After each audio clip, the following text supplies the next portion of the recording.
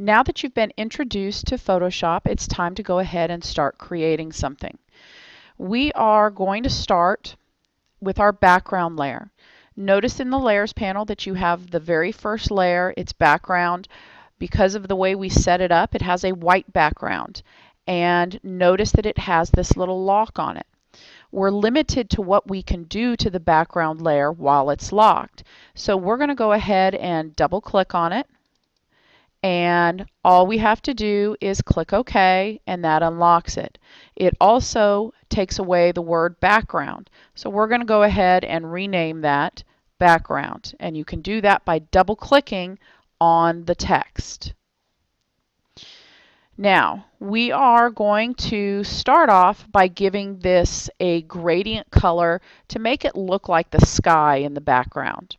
So we are going to come over here to the brush tool, or sorry, not the brush tool, the paint bucket tool. And notice that a lot of these tools have little triangles at the bottom right.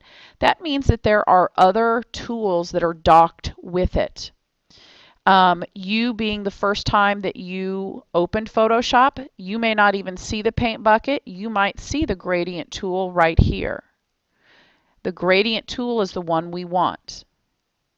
Now, once we choose the gradient tool, we have to choose colors that go in the gradient. And a gradient is simply a variation of colors where it makes a smooth transition. So look up here in your options. You may be right here. Yours probably doesn't have this color. It's because I've already done this color. If you click on it, though, you get your gradient editor. Now, if you look down here, we have a couple of things. Up on top, you have these boxes, and they're black. This is referring to the opacity. Now, opacity is basically whether something is transparent or not. We're not worried about these two up here. We want to use these two down here, which is what we call color stops. It allows us to choose colors. Now, we do have some preset gradients up here, but none of these are what we want to use. We want to use something that has some blues in it. So if we click on that color stop and then double click, that opens this color picker. Notice that we have a full spectrum of colors here. Okay, and if you drag up and down, you can see how it changes. And then once you get in a color range, you can move this dot around to choose specific colors.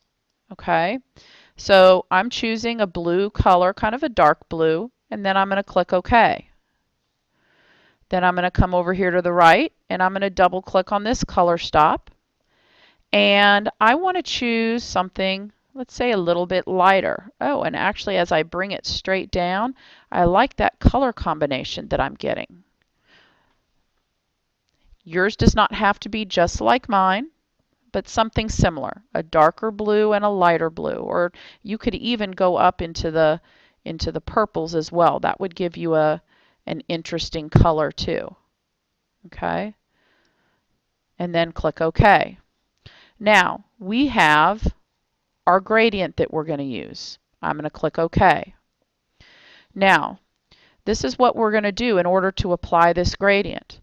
All I'm going to do is I'm going to start at the top of the screen or top of the canvas, click, and drag a more or less straight line all the way down. And here is the gradient. Notice that the color that we picked first is the color that's on top, or where we started dragging. If I had started dragging from the bottom and went up, you can see how it reverses. Okay? So we want the darker one on top, the lighter one on the bottom. All right. Now, find your layers panel. If you are looking at icons, this is it right here. And notice that whenever you roll over an icon or a tool or whatever, it gives you a tooltip. Okay? We want to create a new layer. Whenever we create new layers in Photoshop, it allows us to be able to resize move and transform and rotate things that are on their own individual layers. If we don't have them on their own individual layers, we're kind of out of luck as far as editing goes. So if you look at this little bent edge piece of paper, that is creating a new layer. And it's going to create a new layer on top of the background. And I'm going to double click on layer 1, and I'm going to name this layer grass. Okay? Now, before I start doing anything for this, I want to go ahead and pick a couple green colors for my grass. Now, right down here at the bottom of your tools, you have your color pickers. Okay? And you have black and white, which is your default foreground background color. Foreground is the color in front, background is the color in back. Okay, so right now, black is foreground, white is background. You see this little double arrow here? If I click that double arrow, that reverses it, so that white is the foreground and black is the background. Okay? Now, whenever I click on one of these two bigger boxes, my color picker opens up, allowing me to choose a color. I'm going to go into my greens, and I'm going to pick kind of a brightish green to be one of the colors of grass. Now, we all know that blades of grass are not all the same color, so we want to pick two different shades of green. So I'm going to pick one, and I'm going to click OK. Then I'm going to go to the other color box, and I'm going to click it to get the color picker, and I'm going to pick a darker shade of green and click OK. And now I look at them next to each other, and I like it. I think I did a good job. All right, now this is where we're going to use our first selection tool. If you go to the second tool down, you have 4 tools docked together. A rectangular marquee tool, elliptical marquee, single row, and single column. The first two here are the ones that we use the most, rectangular and elliptical. We're going to start off with the rectangular. And I'm simply going to draw a rectangle at the bottom of my canvas, just like that. And it goes all the way from one edge to the other. And I don't know, it looks like it's about a half an inch as far as my ruler tells me. It doesn't have to be precise. You know that you have a selection when you see the marching ants or the little lines moving. Okay? All right, now we could use our paint bucket and simply fill it with green, but that's kind of boring. I'm going to Command Z to undo. So instead, we're going to use our paintbrush. Okay? And you can find that 1, 2, 3, 4, 5, 6, 7, 8 down. Now, don't confuse the brush tool with the art history brush. Those are two very different things. Okay? Now, with the brush tool selected, I do want you to notice that up here in your options, you have a couple of things that have changed. Right here, we have some preset brush sizes, and yours was probably on one of these plain ones to start off. If you scroll down, however, slowly, you're going to find one, and it's got a number on it, 134, that's like 3 blades of grass. Go ahead and click on that. Now, here is the wonderful thing about using a selection tool, is I can scribble, and it only goes inside the area that I have selected. Now, my blades of grass right now are kind of small, so I probably want to come up here and increase the size of it.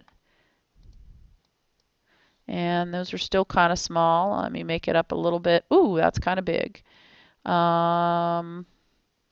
Maybe about there. Okay? And I'm just going to scribble through so that most of the blue is covered up. And I can click and drag, and I can make a line across, and I can, like I said, scribble at the outside the lines because it's only going to paint inside the selection that I made, inside of this rectangular marquee. Okay, now I've got it pretty good. I don't see too many blue spots from the background showing through. So I think that's good. Okay, now, once you get that, you'll need to deselect. There's a couple of ways you can do that. We have up here a select menu, and you can see that the second thing on there says deselect. You can also see that it has a keyboard shortcut listed with it, and that really is the easiest thing to remember, Command D to deselect. Either way, deselect so those marching ants disappear. Now, we all know that grass does not go straight across. So now with nothing selected, I'm just going to do a nice little edge right here along the top. And I'm going to do just a couple of passes so that the grass looks a little bit more natural. Okay? Nothing wild and crazy up here, just right along the edge there. Okay, perfect. All right, so now we're going to go to our layer panel and we're going to create another new layer. This new layer we want to rename House. Okay, we're going to use our rectangular marquee again, and I'm going to go ahead and make a pretty big rectangle that goes, I want my house to be kind of off the edge of the screen, and I want to make it go right about here, and then I'm going to let go. Now, I want to have that nice slanted edge of a house, so I'm going to do something different now. Right below the marquee tools, we have our lasso tools. We have lasso, polygonal lasso, and magnetic lasso. The lasso tool does free form shapes. The polygonal lasso tool allows us to click and make points, so it's really helpful when we're trying to draw a straight line. And then the magnetic lasso we won't use for this assignment, but we will introduce you to that later. Go ahead and get the polygonal lasso tool. Now, before you do that, we have some important options to check. You see these four things right up here. This first one means that you're creating a new selection. The second one, you are adding to something that's already selected. You're making the selection bigger. The third one, you subtract from something that's already selected. And then the final one is an intersect with selection. We're going to go ahead and use this Add to Selection. Now, there is a keyboard shortcut for that as well, to where you wouldn't have to use these. And the keyboard shortcut to add is holding down the Shift key when you draw.